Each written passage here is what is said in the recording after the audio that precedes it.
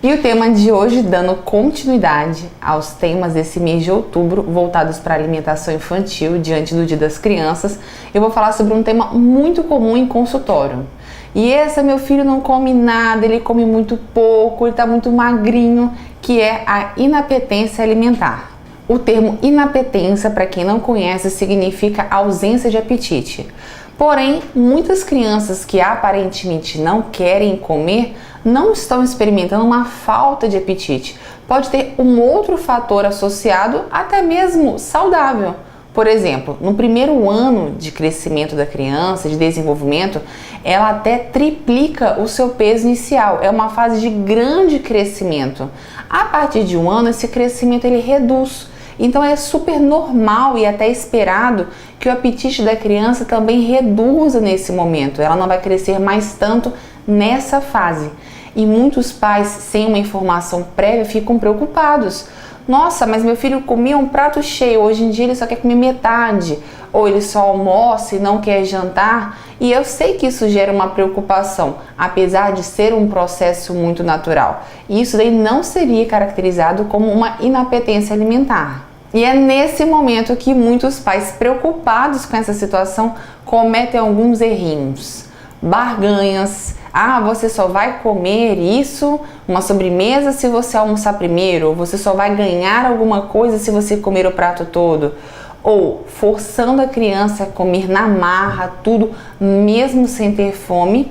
Ou ainda, até mesmo, distraindo a criança, ligando a televisão, fazendo com que a criança coma em momentos fora da refeição da mesa com aquela família, fazendo com que a criança até mesmo coma alguns alimentos como biscoito, como bolacha, como macarrão, que talvez ela tenha uma preferência alimentar e coma de tanta oferta, de tanta assistência, por ser algo saboroso para ela, mas que fome mesmo realmente não é. E como tudo na vida é uma fase, essa fase também vai passar. O que muitas vezes não passa são os maus costumes criados nesse momento de barganha, de oferta, de insistência desnecessariamente. Isso torna-se preocupante, principalmente com o crescimento e desenvolvimento na fase pré-escolar, adolescente e também na vida adulta. Além do crescimento desacelerar, a criança começa também muitas vezes nesse momento a andar, a ter mais autonomia em algumas atividades do dia. Então a alimentação, que era praticamente sua única fonte de prazer, a única coisa que prendia a atenção, o foco da criança, fica em segundo plano, porque ela andando, ela começa a descobrir um mundo novo de cores, de texturas, ambientes diferentes, e a alimentação, mesmo que com fome, passa a não ser algo tão interessante como antes.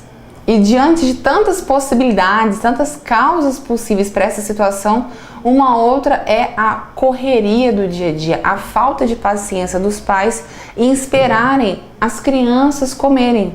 É natural do ser humano que tem um tempo maior para a digestão, para a mastigação, para o momento daquela refeição. Até 30, 40 minutos uma criança pode levar para comer pouca comida, ela vai mastigar, vai saborear. Os adultos esquecem que ela está tendo ainda os primeiros contatos com aquele momento da refeição. E às vezes um adulto almoça em 5 minutos, se a criança leva 10, ai, meu filho não está com fome. Está, só que ela precisa de um pouco mais de tempo para poder se alimentar. O tempo do adulto é diferente do tempo da criança e o certo seria que nós pudéssemos entrar no tempo dela e não ela na nossa correria. E diante dessas situações que eu citei tão comuns em tantas casas, dicas que os pais, que a família podem adotar para poder melhorar esse relacionamento com o alimento e, consequentemente, o apetite, a vontade da criança comer aquele alimento é: número 1, traga a criança para a mesa, para que ela possa realmente comer à mesa com a família. Quando a criança está comendo sozinha na mesa, ainda mais numa fase muito inicial, ela precisa de um movimento reflexo, um movimento espelho, ela precisa se espelhar em alguém, em algum movimento. Então, se a criança está ali comendo sozinha naquele momento, o adulto está ali parado olhando, sem fazer nada, pelo contrário, às vezes até forçando, isso não vai encorajar a criança a que ela possa comer mais. ou até mesmo mais lentamente. Pelo contrário, vai fazer com que a criança queira chamar a atenção do pai ou do cuidador de uma outra forma e demorar naquela refeição, fazendo com que muitas vezes o adulto entenda que a criança não quer comer erroneamente.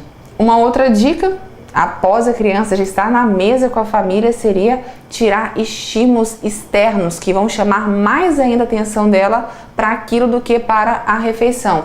Por exemplo, televisão ligada, alguém mexendo em algum telefone celular, aplicativos que toquem músicas muito altas, desenhos, outros acontecimentos, sentar a criança de frente para a rua para que ela possa ver o movimento. Não, é importante que a criança esteja consciente da tarefa naquele momento que é se alimentar. Duas dicas muito importantes é: se a criança não quer comer naquele momento, não force, ela não vai morrer de fome. Quando ela vier pedir através do comportamento dela, não só da fala, aí sim oferte o alimento. E a outra dica é: dê a comida de verdade.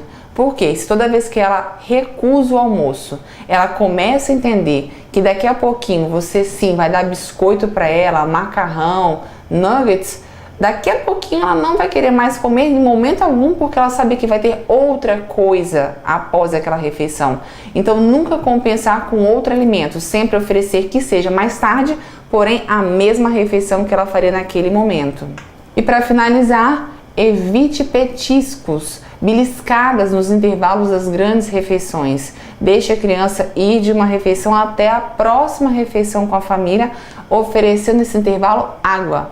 Muitos adultos e crianças confundem o estímulo de água e de sede por virem da mesma região do nosso cérebro. Então, nos intervalos, mesmo que a criança às vezes peça biscoito, primeiro ofereça água e aí sim, se ela insistir, se você checar que é fome, você pode decidir adiantar a próxima refeição ou fazer ela esperar um pouquinho mais até a próxima refeição.